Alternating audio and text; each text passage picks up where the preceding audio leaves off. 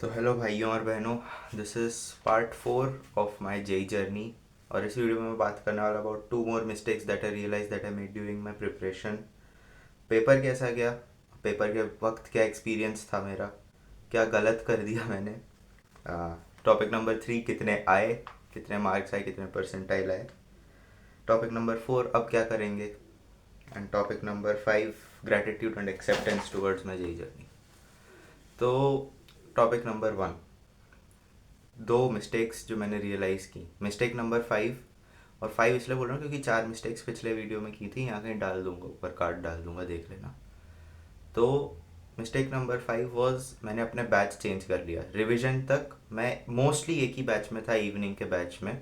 Afternoon का batch भी अच्छा था बट उसमें नहीं गया मैं क्योंकि ईगो थी फालतू की। बट इवनिंग बैच में भी ठीक ठीक ही चल रहा था, बिना पढ़े 150 पौने 200 ला रहा था मैं। लेकिन मॉर्निंग में चला गया। वहाँ के टीचर्स गधे, वहाँ के बच्चे गधे, सब सोए रहते थे मॉर्निंग बैच में, 7 से 10 की क्लास होती थी। तो बस मेरा भी वैसे ही स्लैक हो गया 3 महीने। और मिस्टेक नंबर 6 वॉज, पेपर के वक्त मैंने कंट्रोल खो दिया। I lost my control. मैंने अपने दिमाग को कंट्रोल में आने दिया क्योंकि पेपर के वक्त मैं डर गया देख के। मुझे लगा कि आसान पेपर है, even though moderate to tough ही था, ज़्यादा आसान नहीं था, बट मुझे लगा आसान है। तो मैंने सोचा एक्यूरेसी मेंटेन करेंगे, और एक्यूरेसी मेंटेन करने के चक्कर में सिर्फ 33 सवाल अटैम्प्ट किए, 30 33 पता नहीं कितने। और लास्ट में जाके होश आया, लास्ट के 1 घंटे में 70 मिनट में कि 33 ही किए हैं। तो बस फिर वो हड़बड़ी में कुछ नहीं हुआ, एक दो ही अटैम्प्ट कर पाया और मैं। एनीवेज, अब आते हैं कि पेपर कैसा गया। तो एज आई सेड, 33 मार्क्स आ गए। और 33 मतलब अटैम्प्ट किए, 33 अटैम्प्ट किए। और पेपर एक्चुअली बिगड़ा बहुत सारे रीजंस की वजह से। जो सब मेरे कंट्रोल में नहीं था, जो सब बुरा जा सकता था, वो बुरा गया। सी, मैंने इस चैनल पे कभी बोला नहीं है बट मुझे है एक विजन का इशू। मतलब हार्डवेयर सब ठीक है, आंखें वगैरह में सब ठीक है, but there is some issue in the optical lobe and my brain can not process the images well. तो अभी ये खरीदा है, ये देखो, ये एक प्रिज्म है, मैग्नीफाइंग ग्लास टाइप से।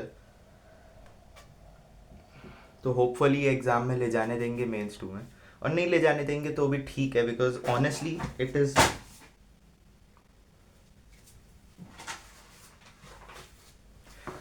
इट इज़ माई फॉल्ट कि मेरा पेपर ख़राब गया। अगर अच्छा चाहता तो मैं ऐसा भी नहीं कह रहा होता। मेरी बॉटल थी, उसमें मैंने प्रोटीन शेक घोला था, उसकी आवाज़ आ रही थी। मेरा जो एग्ज़ाम सेंटर था वो बहुत ही क्राउडेड था, मतलब partitions were not enough, they were not even बेयरली enough कि चीटिंग रोक पाए। मैंने देखा, एक दो बार मुड़ के वॉशरूम गया था, एक बार तो मैंने देखा सब चीटिंग कर रहे थे। और मेरे बाजू वाले को उठा दिया, यार भला हो जाता मेरा। मैंने इन्विजिलेटर्स को बोला भी था कि मुझको कम दिखता है and I want to know कि इसमें जूम होता है कि नहीं क्वेश्चन पेपर में। And they did nothing.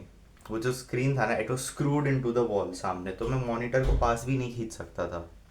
So I got screwed. कितने आएंगे, कैलकुलेटर में डाल के देखा रिस्पॉन्स शीट, और मेरा एग्ज़ाम रिट था यार। 29S2 में मैंने जो आंसर मार्क किए हैं उसमें ऑप्शंस में, रिस्पॉन्स शीट में दिखा रहा है कि मैंने कुछ और मार्क किया है। It is rigged man, it is rigged. आसानी से 90 आ जाते, 100 आ जाते, कट ऑफ क्लियर हो जाता। ऐसे मुझे 3 4 सवाल मिले हैं जिनमें वो दिखा रहा है कि मैंने गलत किया है अटैम्प्ट। कितने आ रहे हैं, 82 परसेंटाइल आ रहे हैं भाई। ये तो होना ही था, मतलब इतनी ख़राब प्रिपरेशन। रिवीजन सबसे इम्पॉर्टेंट टाइम, रिवीजन के वक्त लोग कवर करते हैं अपने बैकलॉग्स, सब कुछ in the right place set करते हैं, और मैंने हक दिया जाके रिवीजन में ही। 2 साल इतना अच्छे गए, 2 साल इतनी मेहनत की, और रिवीजन में जाके हक दिया। वो बहुत बड़ी गलती थी, वही बैच चेंज वाली जो मैंने बात की, that was a very big mistake. अब है, अब क्या करेंगे, नेक्स्ट टॉपिक, अब क्या करेंगे। अब सी, 2 साल मैंने इतना ग्रिट और इतनी पेशेंस डेवलप की है। हर बार स्टार्ट करता था, हर बार फेल करता था, फिर से स्टार्ट करता था, kept starting over so many times. So I respect my self enough that अभी 2 3 महीने, 3 4 महीने जितने भी बचे हैं एडवांस तक, तब तक तो फुल मेहनत लगाएंगे। Because I don't want to waste the all the time I invested in this. YouTube भी चलेगा बट मोस्टली अब पढ़ाई पे मेहनत होगी, काफ़ी ज़्यादा मेहनत करनी है क्योंकि अब ये भी आ गया है अच्छा, आई फॉरगॉट टू मेंशन कि पढ़ाई में भी मेरे को इशू आता था। पढ़ाई में भी कभी कभी मैंने यूज टू गेट टायर्ड ना, 3-4 घंटे पढ़ लिया उसके बाद I could not read at all, मेरी आंखें फोकस ही नहीं करती थी। So this will be helpful I think. ये आ गया है तो काफ़ी पढ़ाई होगी अब इसके बाद। Things are looking good. I was thinking कि यूएस यूनिवर्सिटीज़ जाना है, स्कॉलरशिप भी मिली but it is not enough, it is genuinely not enough, क्योंकि 1-2 करोड़ का खर्चा आता है उसका। वो 50 लाख इज़ लाइक 1.5 करोड़ लग जाएंगे, फिर भी लोन लेना ही पड़ेगा मेरे पिताश्री को, and I don't want him to do that. I am thinking 1 साल का ड्रॉप लूँ, आई एम नॉट श्योर, मैंने किसी से इस बारे में बात नहीं की है। मम्मी पापा से थोड़ा सा डिस्कस किया बट पता नहीं। See, now the gratitude and acceptance, this is the most important part for my mental health.